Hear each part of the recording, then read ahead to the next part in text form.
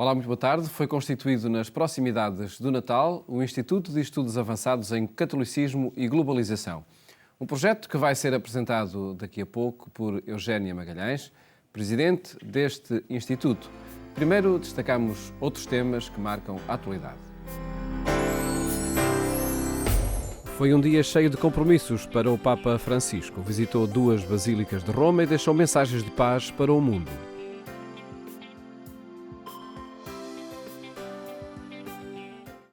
A devoção do Papa pelo ícone mariano Salus Populi Romani é conhecida por todos. Este domingo, para assinalar o restauro da imagem de Nossa Senhora, Francisco foi de novo à Basílica de Santa Maria Maior, onde apresentou Maria como um refúgio. Maria è l'arca sicura in mezzo al diluvio.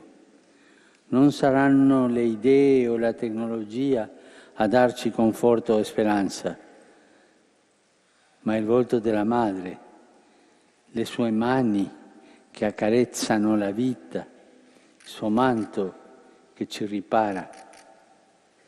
Impariamo a trovare rifugio andando ogni giorno dalla Madre. De regresso ao Vaticano, o Papa deixou gestos e palavras pela paz junto das crianças da Ação Católica de Roma, com uma mensagem particular para as vítimas dos recentes atentados no Afeganistão. Fino a quando il popolo afghano dovrà sopportare questa disumana violenza? Preghiamo in silenzio per tutte le vittime e per le loro famiglie e preghiamo per quanti in quel paese continuano a lavorare per costruire la pace. O dia não acabaria sem mais uma visita sob o signo da paz, em homenagem à comunidade católica da Ucrânia na Basílica de Santa Sofia, em Roma. Francisco recordou as terríveis perseguições que os católicos enfrentaram durante o século XX, na ocupação soviética, e lembrou os atuais conflitos na região. Comprendo che mentre siete così, il cuore palpita per il vostro paese. E palpita non solo di affetto, ma anche di angoscia, soprattutto per il flagello della guerra e per le difficoltà economiche. Sono qui per dirvi che vi sono vicino col cuore, vicino con la preghiera, vicino quando celebro l'Eucaristia. Lì supplico il Principe della Pace perché tacciano le armi.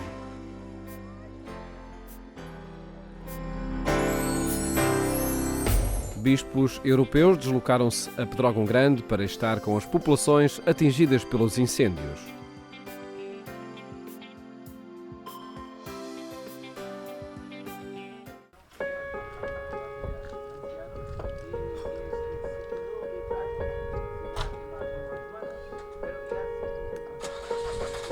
Os membros da Comissão de Pastoral Social do Conselho das Conferências Episcopais da Europa, acompanhados pelo secretário-geral do organismo, o padre português Duarte da Cunha, escutaram o testemunho de quem viveu de perto o drama dos fogos de junho de 2017 e acompanharam os trabalhos de reconstrução das casas destruídas pelas chamas. Isto é muito um sinal concreto que se quis dar de que o que aconteceu em Portugal, os fogos que aconteceram em Portugal, impressionou e tocou a Igreja em geral, na Europa toda. E portanto também foi demonstrar essa proximidade à região. Por outro lado é também o trazer informação do que aconteceu e do que está a ser feito para reconstruir, quer as casas, quer sobretudo as vidas das pessoas.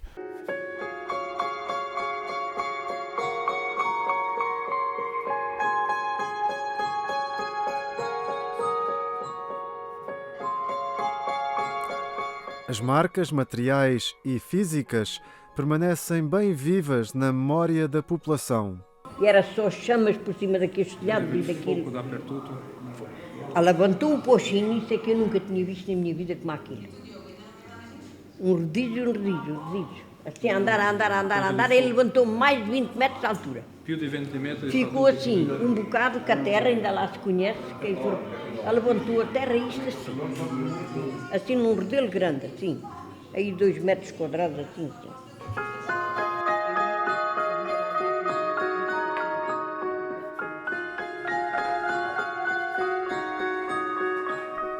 A senhora Dionilde, dona de um café em Vila Facaia, no concelho de Pedrógão Grande, é a porta-voz do coração destes habitantes, ainda em choque pela tragédia humana e ambiental. 66 mortos, 254 feridos, cerca de 200 casas destruídas, pelo menos 53 mil hectares de floresta ardida. No terreno, a Cáritas Diocesana de Coimbra tem estado empenhada no trabalho de reconstrução e colocou os bispos europeus a par desse esforço. Aquilo que lhe procuramos dizer e transmitir é todo um enquadramento do antes, do durante e aquilo que há de ser depois, quando as pessoas puderem voltar às suas casas, retomar as suas vidas e sabendo que não lhe podemos devolver as suas histórias, podemos lhe dar a continuidade de uma vida. E é isso que lhe quisemos transmitir, para além de todo o relatório que lhe fizemos, de toda a ação, toda a programação e toda a execução que fizemos ao longo destes meses, desde junho até agora.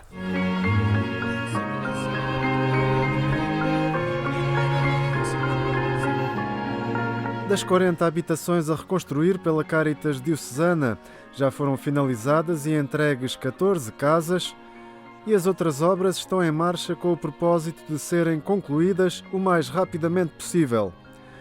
No total, que inclui a aquisição de mobiliário e de eletrodomésticos, está em causa um investimento total de mais de 1.700.000 euros.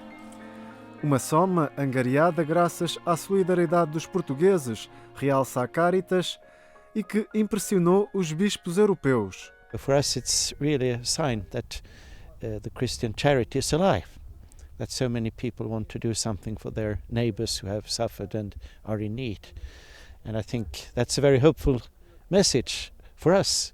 We live in countries that somehow could be richer, but where we lack this solidarity.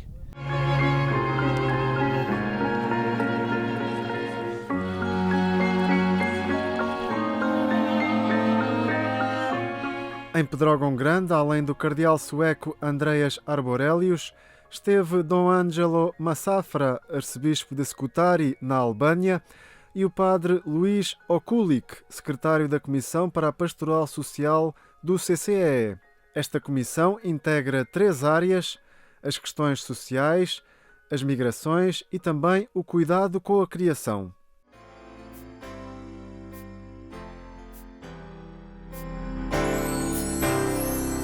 O Papa quer combater as notícias falsas com o jornalismo que trabalhe para a verdade. É o que diz a mensagem para o Dia Mundial das Comunicações Sociais.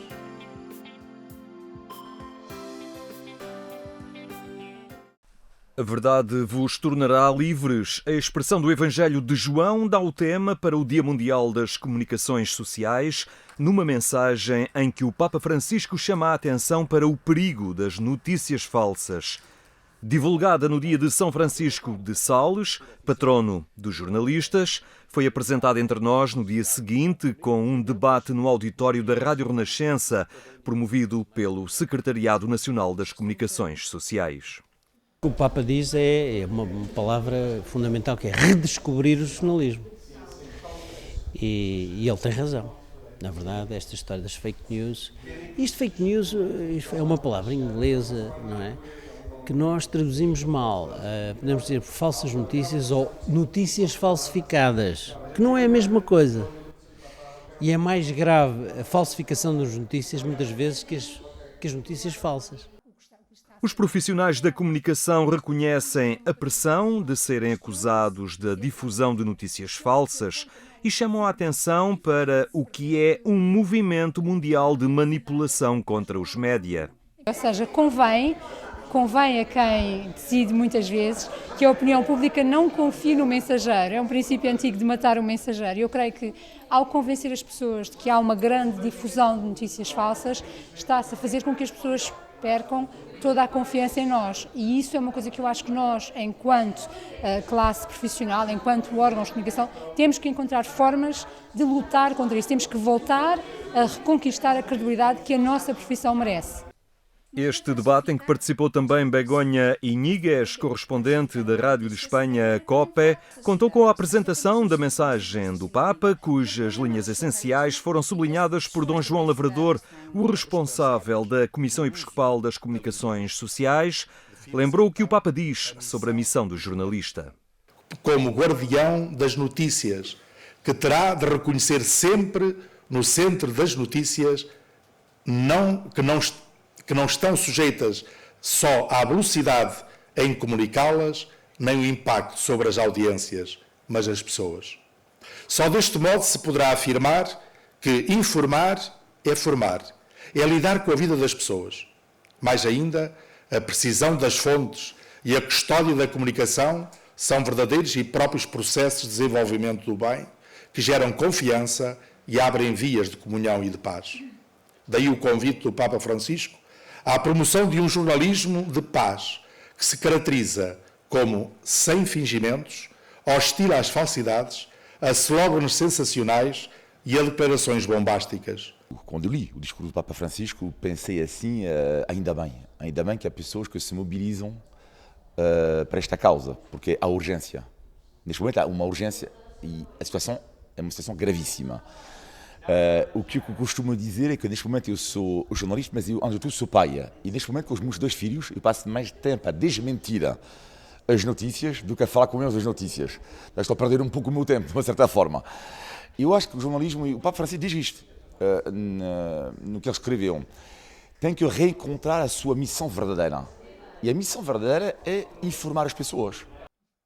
Os profissionais da comunicação que participaram no debate reconhecem que o fluxo informativo é hoje muito vasto e grande parte passa ao lado do tratamento jornalístico. O que é realmente um perigo nas redes sociais e nas novas formas de difundir notícias ou informação, digamos, não digamos notícias, digamos informação, é que as pessoas perderam muito o sentido crítico. As pessoas leem e consideram verdadeiro tudo o que leem, sem se questionarem se a fonte é fiável, sem se questionarem de onde veio realmente aquela informação. E esse é de facto o perigo. Mas mais uma vez acho que nós, enquanto jornalistas e enquanto meios de comunicação, temos a obrigação de credibilizar o nosso trabalho e dar às pessoas instrumentos e ferramentas para que percebam e consigam distinguir o que de facto vem de uma fonte fidedigna, ou que foi investigado, ou que foi questionado, e aquilo que não, e aquilo que foi inventado. Mas é muito perigoso, porque hoje em dia o que acontece é que as pessoas leem uma coisa, seja ela o que for, e consideram na verdade. Fica o alerta do Papa: as notícias falsas, para além da desinformação, geram divisão e conflitos, o que faz do jornalismo uma missão urgente de serviço à verdade e à construção da paz.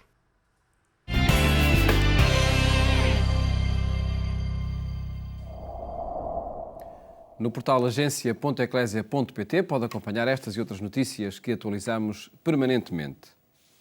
Instituto de Estudos Avançados em Catolicismo e Globalização. Assim se designa o projeto para fomentar a investigação e a divulgação de iniciativas em torno do catolicismo e da globalização, que agora apresentamos com Eugénia Magalhães. Cumprimento, muito boa tarde. Obrigado, Eugénia, por estar neste programa. Pedia-lhe que apresentasse a identidade deste projeto. Nasceu em torno do Natal, acredito que uma data simbólica também. O que é que pretende? Em primeiro lugar, muito obrigada por esta oportunidade, obrigada à Agência Eclésia por podermos estar aqui hoje a falar sobre este Instituto. De facto, ele nasce numa data e num local carregados de simbolismo. Foi no passado mês de dezembro, no dia 23, na casa de Nossa Senhora do Carmo, em Fátima, que foi fundado este Instituto e que foi precisamente no ano também do centenário das aparições de Fátima. Portanto, o maior simbolismo não poderia haver e, de facto, foi um momento muito significativo para os 24 associados fundadores que estiveram presentes neste ato solene. O Instituto, essencialmente, o que pretende é fomentar a investigação, o diálogo, o debate, a divulgação, o desenvolvimento de projetos, simultaneamente formação diferenciada no seio da cultura católica e globalização, simultaneamente em cooperação com diferentes organismos civis, com a própria Igreja, com outras instâncias religiosas, quer a nível nacional, quer a nível internacional. Porquê incluir no nome do projeto catolicismo e globalização? O que é que estas duas dimensões oferecem de novo à investigação proposta? Oferecem de novo uma questão que, a nosso ver, é muito premente nos dias de hoje e no mundo atual. De facto, é promover a cultura católica e, por outro lado, a cultura que nos chega dos diferentes cantos do mundo.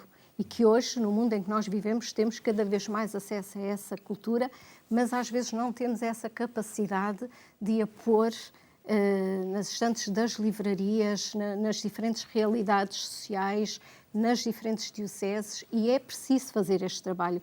Nós consideramos que este trabalho está ainda por fazer, porque de facto, Paulo, e acho que isto era muito importante, este Instituto essencialmente nasce de uma pergunta, e de uma pergunta que é feita num contexto de leigos e num contexto de espanto. E a pergunta à qual eu me refiro é: como é que nós herdamos toda uma cultura vasta e riquíssima e como é que nós sabemos tão pouco dela e temos tão pouco acesso a ela ainda nos nossos tempos? E estou a referir-me muito à realidade nacional. Como é que nós ainda não fomos capazes de ter um bom funcionamento de divulgação para as novas gerações, para a sociedade atual, e sermos esse polo de vozes diferenciadas que vêm de diferentes quadros culturais, profissionais, e criar, de facto, espaços, momentos de debate sobre diferentes matérias. Há toda uma investigação importantíssima para fazer de figuras notáveis e que foram de referência e que tiveram o seu papel fundamental na nossa história. Na história da Igreja, na história portuguesa mais alargada, na história do mundo, e que as novas gerações podem legitimamente fazer-nos a pergunta: o que é que nós fizemos com tudo isto? Estará nessa nova mediação que o Instituto vai fazer e tornando mais acessível, de facto, aos novos públicos e a outros públicos a cultura católica, a grande novidade do Instituto?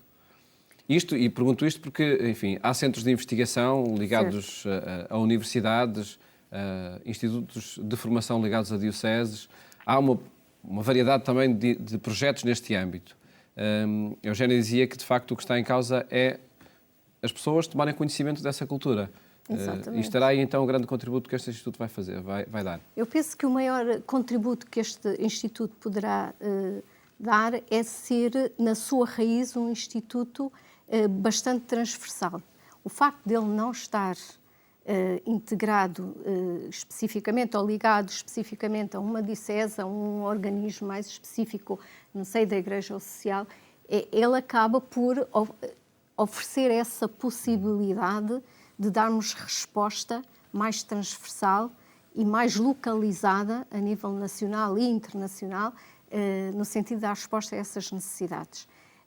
E esta é uma mais-valia, obviamente sempre em cooperação com aquilo que já se vai fazendo. Obviamente que este Instituto não pretende abafar o que existe, pretende em cooperação ou autonomamente, fomentar efetivamente a divulgação e a criação desses projetos.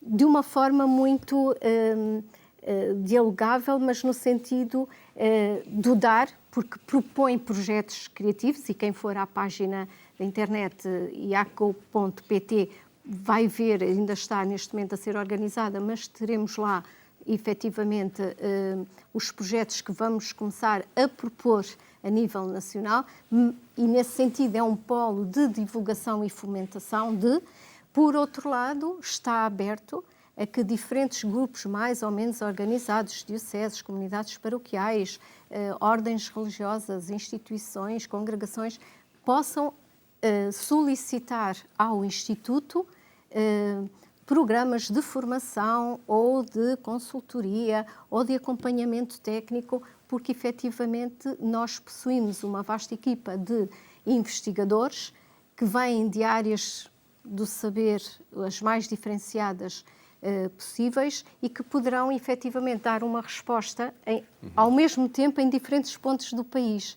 E, portanto, contamos já com um grupo significativo de associados que vem, de facto, dessa diversidade do âmbito académico e profissional e que poderão efetivamente dar essa resposta.